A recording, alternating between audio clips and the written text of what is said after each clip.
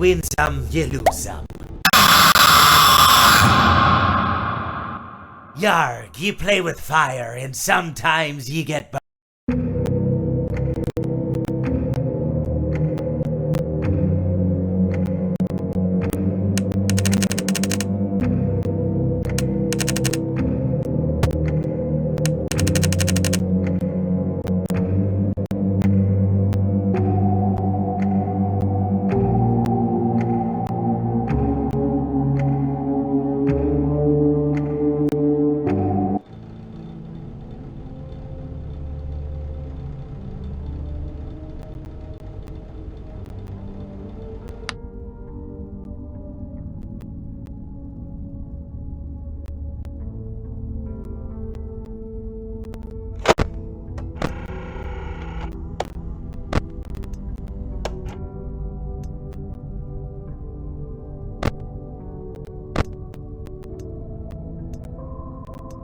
But he could not choose.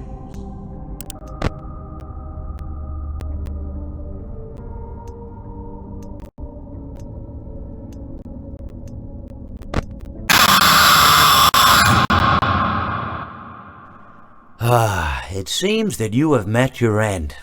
What a pity. You know, I don't feel too bad about it, though. After all, if it weren't me, it would have just been one of the others, I guess. I'm honestly just glad to be out of those air ducts. You know, it's not easy for a hippopotamus to fit up there, and not easy to get down either, and not as young as I used to be, as you can see. I used to be able to do all the sorts of things. You're young, you're vibrant, you have that sort of pep in your step. It reminds me of a conversation I was having with one of my good friends, Orville. We were having a nice picnic one day. I believe it was summer. No, perhaps it was... Was it the fall? Yes. It was the fall because the leaves had turned already.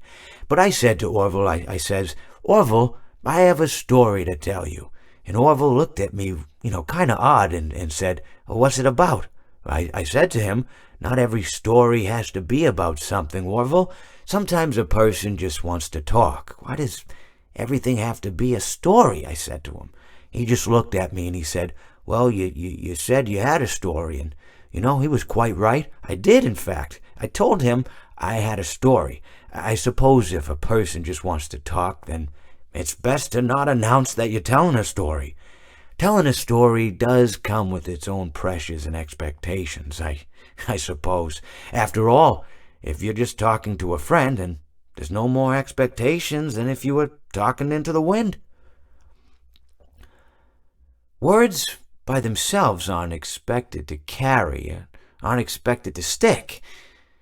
But if you announce you're telling a story, well then, there'd better be a point to it all, No one wants to sit and listen to someone ramble on and on and on with absolutely no end in sight.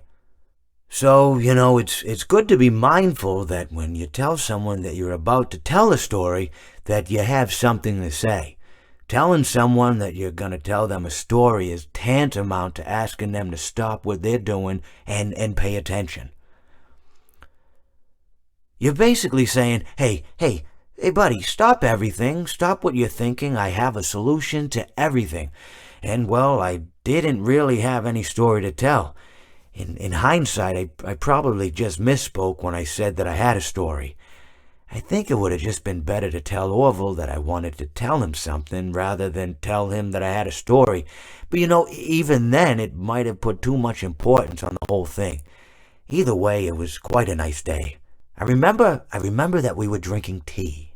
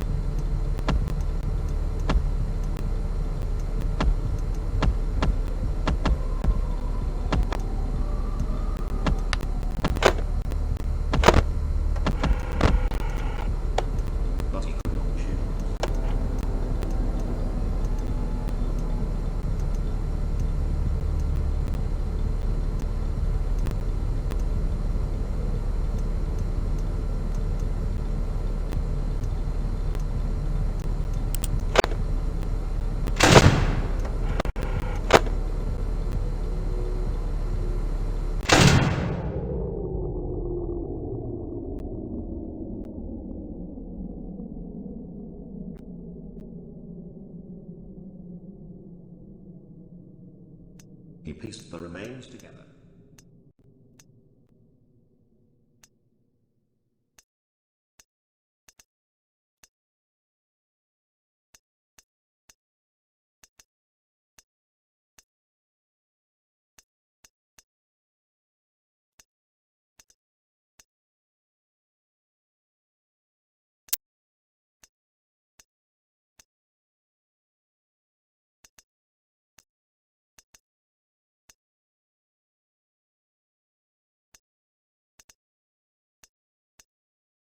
He promised them to never leave them.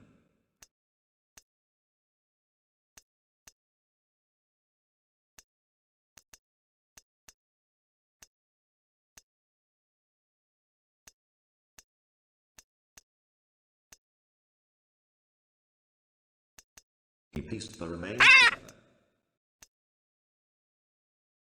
He pieced the remains together.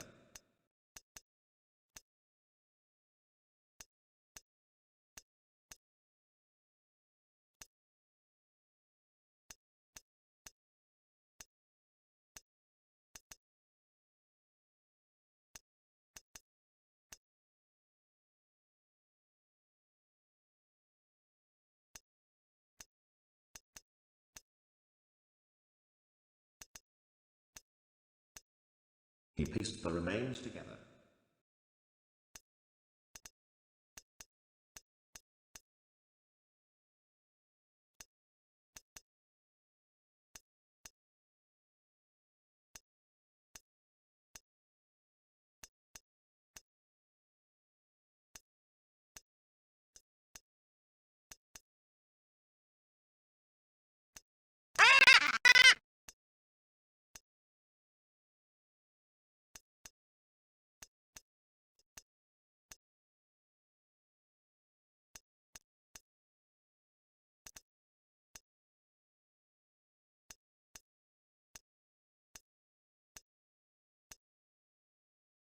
But he could not choose.